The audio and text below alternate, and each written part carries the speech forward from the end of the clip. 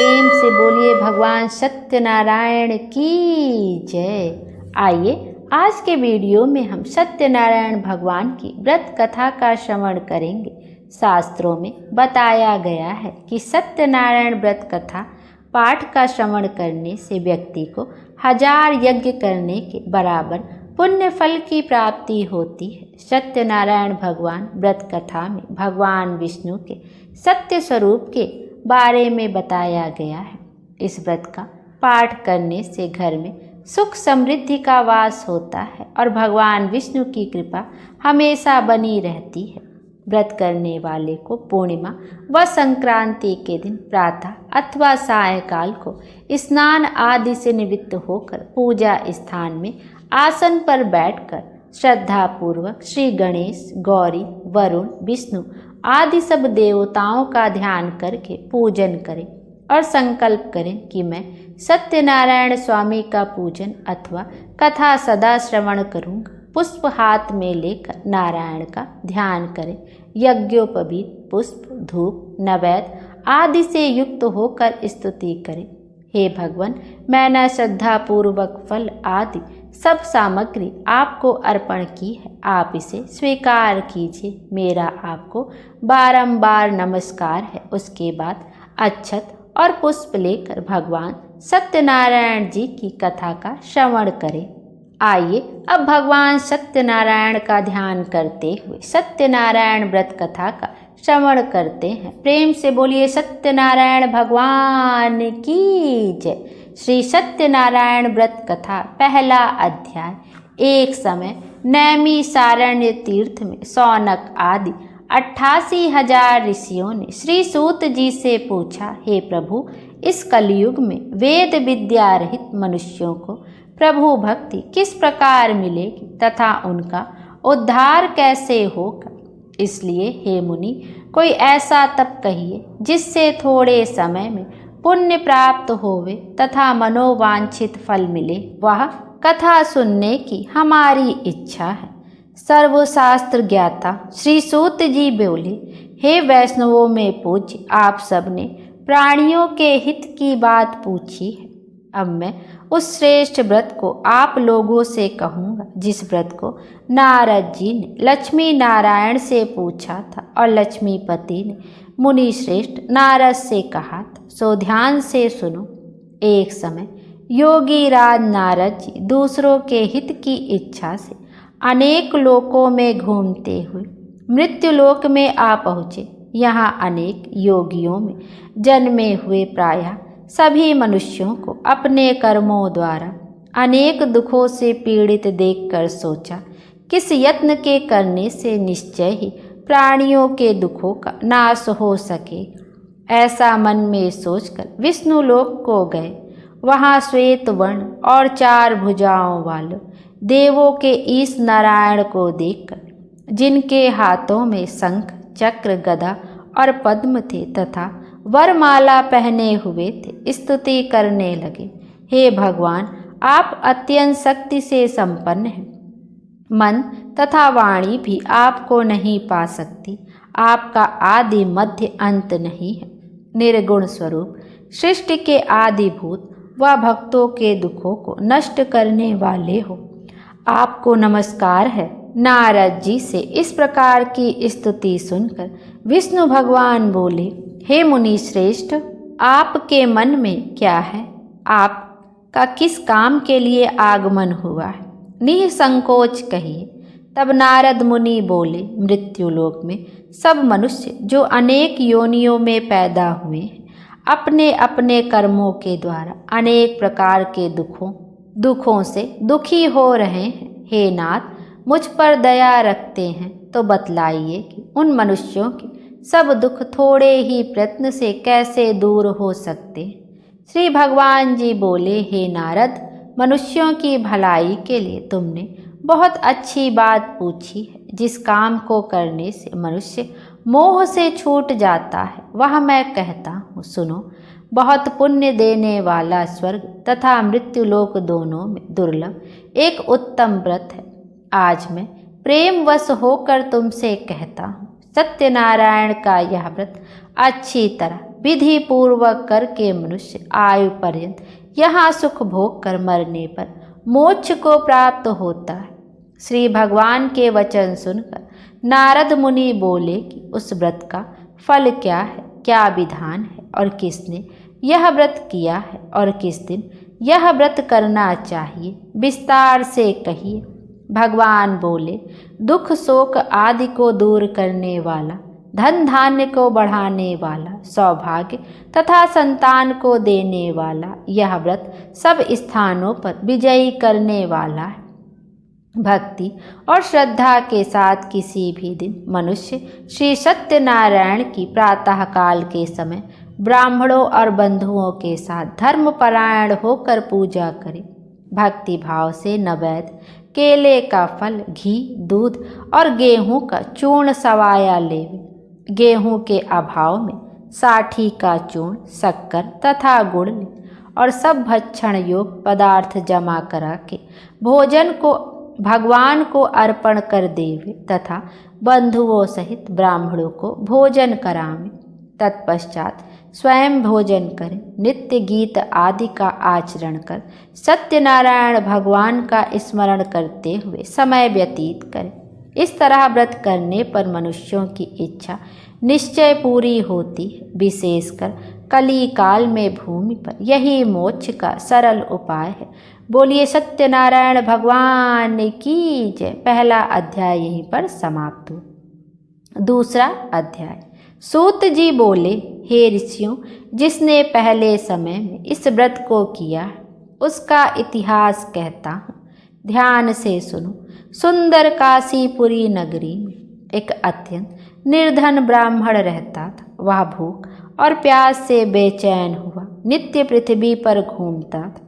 ब्राह्मणों से प्रेम करने वाले भगवान ने ब्राह्मण को दुखी देखकर बूढ़े ब्राह्मण का रूप धर उसके पास जा आदर के साथ पूछा, हे विप्र, नित्य दुखी हुआ पृथ्वी पर क्यों घूमता है? हे श्रेष्ठ ब्राह्मण, यह सब मुझसे कहो, मैं सुनना चाहता हूँ। ब्राह्मण बोला, मैं निर्धन ब्राह्मण हूँ, भिक्षा के लिए पृथ्वी पर फिरता हूँ। हे भगवान, यदि आप इसका उपाय जानते हो तो कृपा कर कर कहें।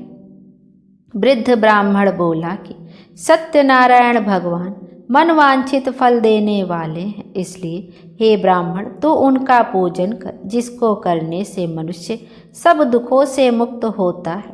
ब्राह्मण को व्रत का सारा विधान बतलाकर बूढ़े ब्राह्मण का रूप धारण करने वाले सत्यनारायण भगवान अंतर्ध्यान हो गए। जिस व्रत को वृद्ध ब्राह्मण ने बतलाया है, मैं उस व्रत को करूँगा, यह निश्चय करने पर उसे रात में नींद भी नहीं आई। वह सवेरे उठ सत्यनारायण के व्रत का निश्चय कर भिक्षा के लिए चला। उसको भिक्षा में बहुत अधिक धन मिला, जिससे बंधु बांधवों के साथ उसने सत्यनारायण का व्रत किया, जिसको करने से वह ब्राह्मण सब दुखों से छूटकर अनेक प्रकार की संपत्तियों से युक्त हुआ।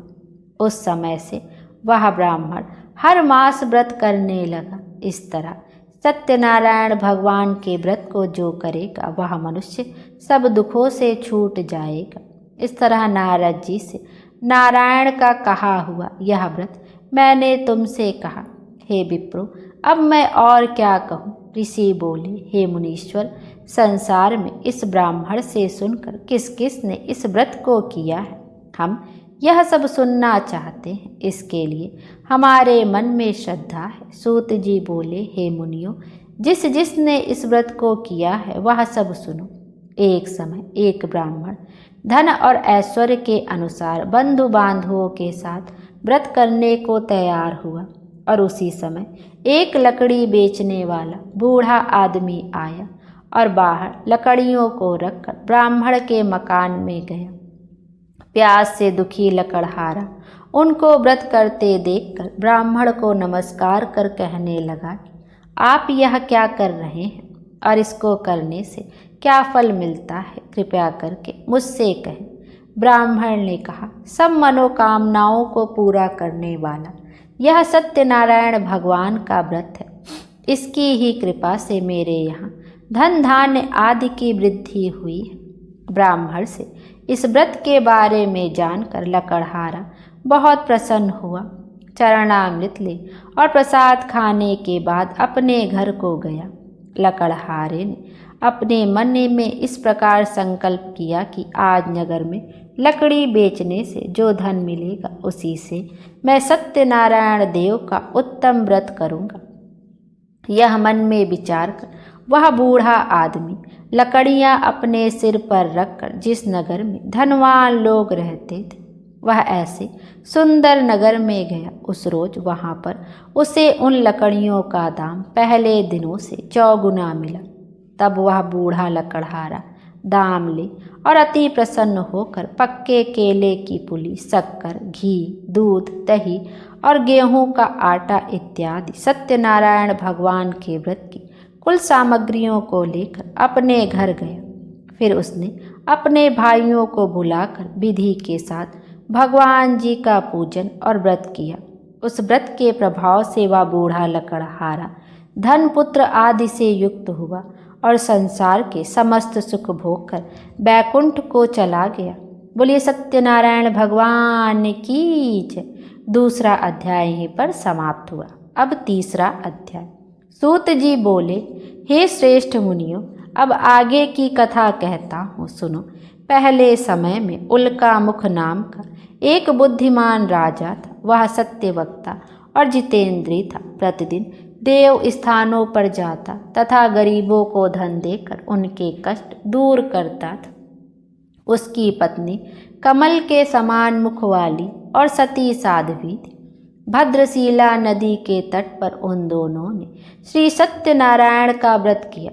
उस समय में वहाँ एक साधु वैश्य आया। उसके पास व्यापार के लिए बहुत सा धन था। वह नाव को किनारे पर ठहराकर राजा के पास आ गया और राजा को व्रत करते हुए देखकर विनय के साथ पूछने लगा। उसकी पत्नी कमल के समान मुख वाली और सती साध्वी थी। भद्रशिला नदी के तट पर उन दोनों ने श्री सत्यनारायण का व्रत किया। उस समय में वहाँ एक साधु वैश्य आया। उसके पास व्यापार के लिए बहुत सा धन था। वह नाव को किनारे पर ठहराकर राजा के पास आ गया और राजा को व्रत करते हुए देखकर विनय के साथ पूछने लगा, हे राजन, भक्ति युक्त चित्त से यह आप क्या कर रहे हैं? मेरी सुनने की इच्छा है, सो आप यह मुझे बताइए। राजा बोला, हे साधु, अपने बांधवों के साथ पुत्र आदि की प्राप्ति के लिए यह महान शक्तिवान सत्यनारायण भगवान का व्रत व पूजन किया जा रहा है। राजा के वचन सुनकर साधु आदर से बोला, हे राजन, मुझसे इसका सब विधान कहिए। मैं भी आपके कथानुसार इस व्रत को करूँगा। मेरे भी कोई संतान नहीं है और इससे निश्चय ही हो। राजा से सब विधान सुन व्यापार से निवृत्त हो वह आनंद के साथ घर गया। साधु ने अपनी स्त्री से संतान देने वाले उस व्रत का समाचार सुनाया और कहा कि जब मेरे संतान होगी तब मैं इस व्रत को करूँगा। साधु ने ऐसे वचन अपनी स्त्री लीलावती से कहे। एक दिन उसकी स्त्री लीलावती पति के साथ आनंदित हो सांसारिक धर्म में प्रवृत्त होकर सत्यनारायण भगवान की कृपा से गर्भवती हो गई और 10वें महीने में उसके एक सुंदर कन्या का जन्म हुआ। दिनों दिन वह इस तरह बढ़ने लगी जैसे शुक्ल पक्ष का चंद्रमा बढ़ता है। कन्या का नाम कलावती रखा गया। तब लीलावती ने मीठे शब्दों में अपने पति से कहा कि जो आपने संकल्प किया था कि भगवान का व्रत करूँगा, अब आप उसे करिए। साधु बोला, हे प्रिय, इसके विवाह पर करूँगा। इस प्रकार अपनी पत्नी को आश्वासन दे वह नगर को गया। कलावती पितृगृह में वृद्धि को प्राप्त हो गई। साधु ने जब नगर में सखियों के साथ अपनी पुत्री को देखा तो तुरंत दूत बुलाकर कहा कि पुत्री के वास्ते कोई सुयोग्य वर देख कर लाओ। साधु की आज्ञा पाकर दूत कंचन नगर पहुंचा और वहां पर बड़ी खोज कर देखभाल कर लड़की के लिए सुयोग्य वणिक पुत्र को ले आया। उस सुयोग्य लड़के को देखकर साधु ने अपने बंधुओं सहित प्रसन्नचित्त अपनी पुत्री का विवाह उसके साथ कर दिया। किंतु दुर्भाग्य से विवाह के समय भी उस व्रत को करना भूल गया। तब श्री भगवान क्रोधित हो गए और श्राप दिया कि तुम्हें दारुण दुख प्राप्त होगा। अपने कार्य में कुशल साधु बनिया जमाता सहित समुद्र के समीप स्थित रतनपुर नगर में गया। वहाँ दोनों ससुर जमाई चंद्रकेतु राजा के उस नगर में व्यापार करने लगे। एक रोज भगवान सत्यनारायण की माया से प्रेरित कोई चोर राजा का धन चुरा कर भागा जा रहा था, किंतु राजा के दूतों को आता देखकर चोर ने घबरा कर भागते हुए राजा के धन को वहीं चुपचाप रख दिया जहां वो ससुर जमाई ठहरे हुए थे। जब दूतों ने उस साधु वैश्य के पास राजा के धन को रखा देखा तो वे दोनों को बांध कर ले गए और प्रसन्नता से दौड़ते हुए राजा के समीप जाकर बोले, यह दो चोर हम पकड़ कर लाए हैं, कृपया आज्ञा दें। तब राजा की आज्ञा से उनको कठोर कारावास में डाल दिया और उनका सब धन छीन लिया।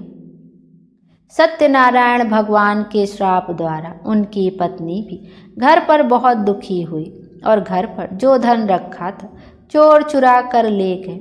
शारीरिक व मानसिक पीड़ा तथा भूख प्यास से अति दुखित हो अन्न की चिंता में कलावती एक ब्राह्मण के घर गई। वहाँ उसने सत्यनारायण भगवान का व्रत होते देखा, फिर कथा सुनी तथा प्रसाद ग्रहण कर रात को घर आई। माता ने कलावती से कहा, हे पुत्री, अब तक कहाँ रही व तेरे मन में क्या है? कलावती बोली, हे माता, एक ब्राह्मण के घर श्री सत्यनारायण भगवान का व्रत देखा है। कन्या के वचन सुनकर लीलावती भगवान के पूजन की तैयारी करने लगी। लीलावती ने परिवार व बंधुओं सहित श्री सत्यनारायण भगवान का पूजन किया और वर मांगा कि मेरे पति और दामाद शीघ्र आ जाएं। साथ ही प्रार्थना की कि हम सबका अपराध क्षमा करें। सत्यनारायण भगवान इस व्रत से संतुष्ट हो गए और राजा चंद्रकेतु को स्वप्न में दर्शन देकर कहा, हे राजन, दोनों वैश्यों को प्रातः ही छोड़ दो और उनका सब धन जो तुमने ग्रहण किया है दे दो, नहीं तो मैं तेरा धन, राज्य, पुत्र आदि सब नष्ट कर दूंगा। राजा से ऐसे वचन कहकर भगवान अंतर्ध्यान हो गए। प्रातःकाल राजा चंद्रकेतु ने सभा में अपना स्वप्न सुनाया। फिर दोनों वणिक पुत्रों को कैद से मुक्त कर सभा में बुलाया। दोनों ने आते ही राजा को नमस्कार किया। राजा मीठे वचनों से बोला, हे महानुभाव, भावीवश ऐसा कठिन दुख प्राप्त हुआ है, अब तुम्हें कोई भय नहीं। ऐसा कहकर राजा ने उनको नए नए वस्त्र आभूषण पहनाए तथा उनका जितना धन लिया था उससे दुगना धन देकर आदर सहित विदा किया। दोनों वैश्य अपने घर को चल दिए। बोले सत्यनारायण भगवान की जय। तीसरा अध्याय यहीं पर समाप्त हुआ। अब चौथा अध्याय। सूत जी बोले, वैश्य ने मंगलाचार्य करके यात्रा आरंभ की और अपने नगर को चला। उनके थोड़ी दूर निकलने पर दंडी वेशधारी श्री सत्यनारायण ने उनसे पूछा, हे साधु, तेरी नाव में क्या है? अभिमानी वणिक हंसता हुआ बोला, हे दंडी, आप क्यों पूछते हो? क्या धन लेने की इच्छा है? मेरी नाव में तो बेल और पत्ते भरे हैं। वैश्य का कठोर वचन सुनकर भगवान ने कहा, तुम्हारा वचन सत्य हो। दंडी ऐसा कहकर वहाँ से दूर चले गए और कुछ दूर जाकर समुद्र के किनारे बैठ गए। दंडी के जाने पर वैश्य ने नित्य क्रिया करने के बाद नाव को ऊंची उठी देखकर अचंभा किया और नाव में बेलपत्ती आदि देखकर मूर्छित हो जमीन पर गिर पड़ा। फिर मूर्छा खुलने पर अत्यंत शोक प्रकट करने लगा। तब उसका दामाद बोला कि आप शोक ना करें, यह दंडी का श्राप है, अतः उनकी शरण में चलना चाहिए, तभी हमारी मनोकामना पूरी होगी। दामाद के वचन सुनकर साधु वणिक दंडी के पास पहुंचा और अत्यंत भक्ति भाव से नमस्कार करके बोला, हे भगवान, आपकी माया से मोहित ब्रह्मा आदि भी आपके रूप को नहीं जानते, तब मैं अज्ञानी कैसे जान सकता हूँ। आप प्रसन्न होइए, मैं सामर्थ्य के अनुसार आपकी पूजा करूँगा। मेरी रक्षा करें और पहले के समान मेरी नौका में धन भर दे। उसके भक्ति युक्त वचन सुनकर भगवान प्रसन्न हो उसकी इच्छा अनुसार वर देकर अंतर ध्यान हो गए। तब उन्होंने नाव पर आकर देखा कि नाव धन से परिपूर्ण है। फिर वह भगवान सत्यनारायण का पूजन कर साथियों सहित अपने नगर को चला। जब अपने नगर के निकट पहुंचा तब दूत को घर भेजा। दूत ने साधु के घर जा उसकी स्त्री को नमस्कार कर कहा कि साधु अपने दामाद सहित इस नगर के समीप आ गए हैं। ऐसा वचन सुन साधु की स्त्री बड़े हर्ष के साथ सत्यदेव का पूजन कर पुत्री से कहा, मैं अपने पति के दर्शन को जाती हूँ, तू कार्य पूर्ण कर शीघ्र आना। माता के ऐसे वचन सुनकर कलावती प्रसाद छोड़कर पति के पास गई। प्रसाद की अवज्ञा के कारण सत्यदेव रुष्ट होकर उसके पति को नाव सहित पानी में डुबा दिया।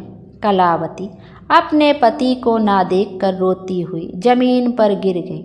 इस तरह नौका को डूबा हुआ तथा कन्या को रोता देख साधु दुखित हो बोला, हे प्रभु, मुझसे या मेरे परिवार से जो भूल हुई है उसे क्षमा करो।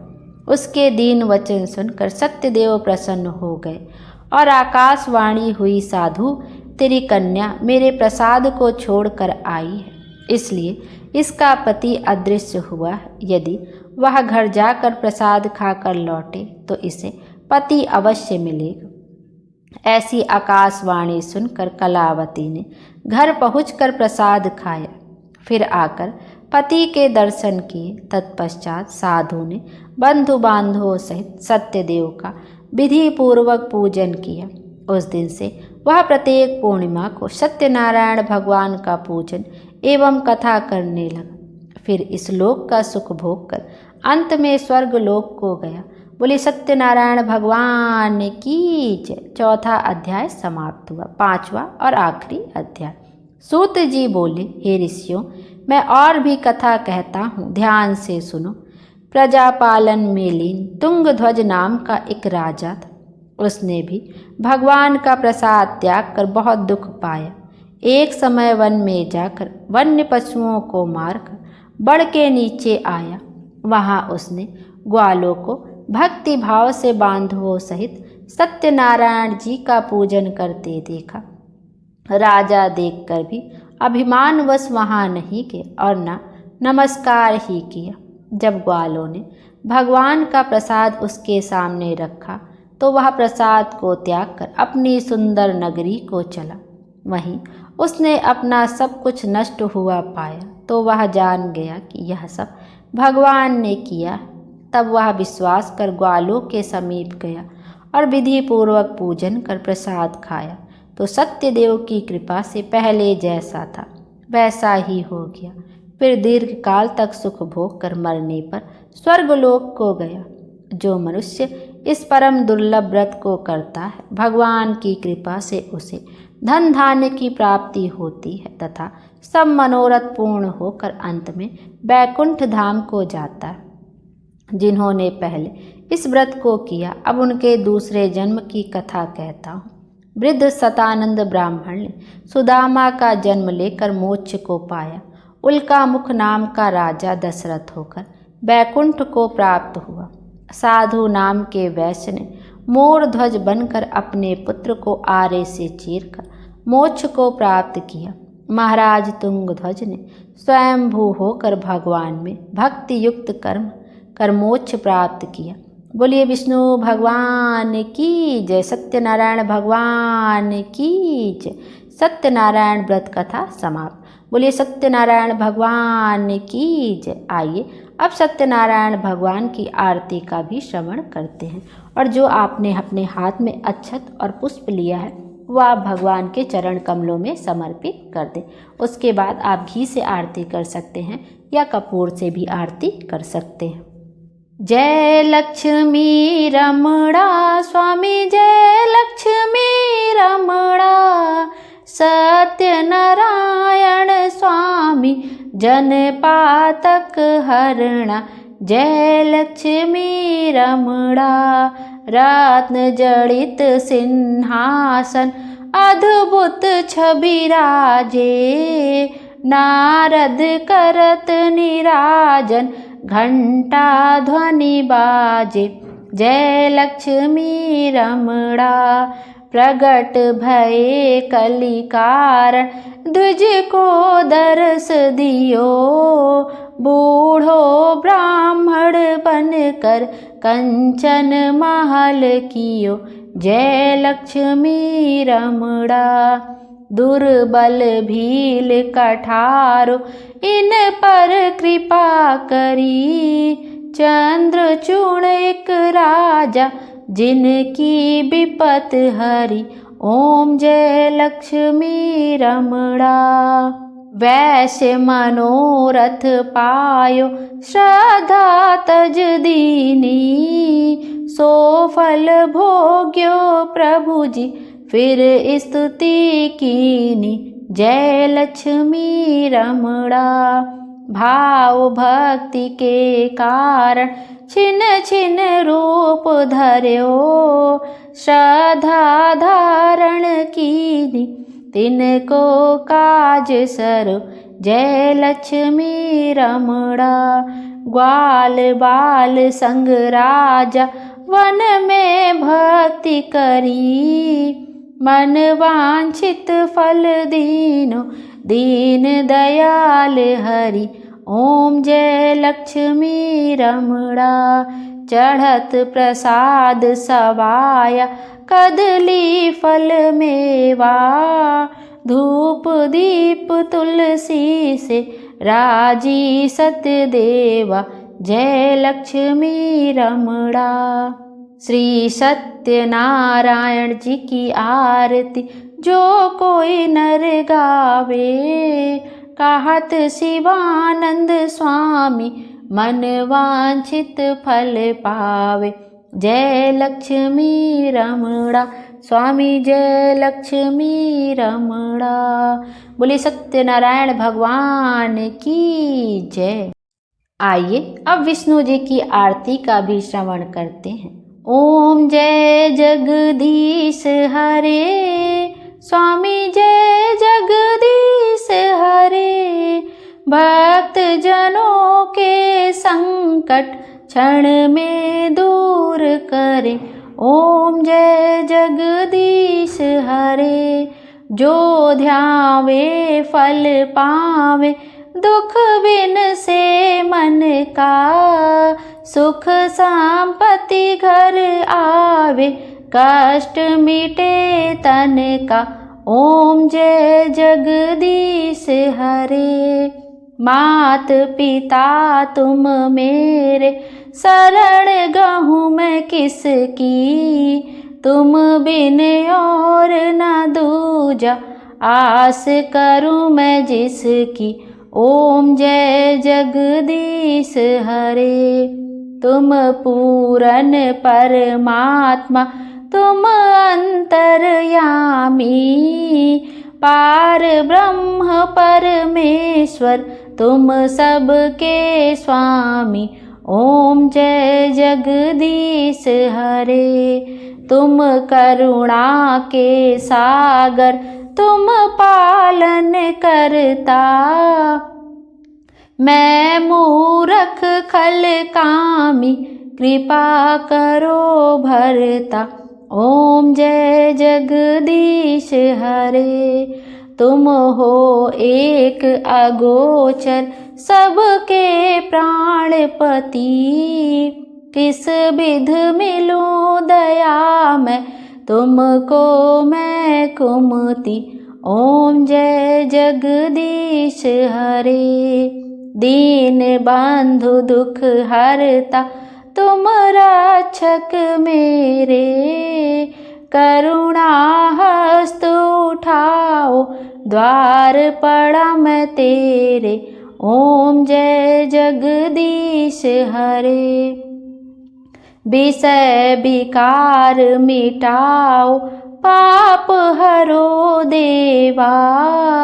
श्रद्धा भक्ति बढ़ाओ, संतन की सेवा। ओम जय जगदीश हरे। श्री जगदीश जी की आरती जो कोई नर गावे, कहत शिवानंद स्वामी सुख संपत्ति पावे। ओम जय जगदीश हरे। स्वामी जय जगदीश हरे। बोले विष्णु भगवान की जय। विष्णु भगवान हम सब की मनोकामना पूर्ण करें और हमारे जीवन को खुशियों से भर दें। Thank you. Radhe Radhe. Hare Krishna.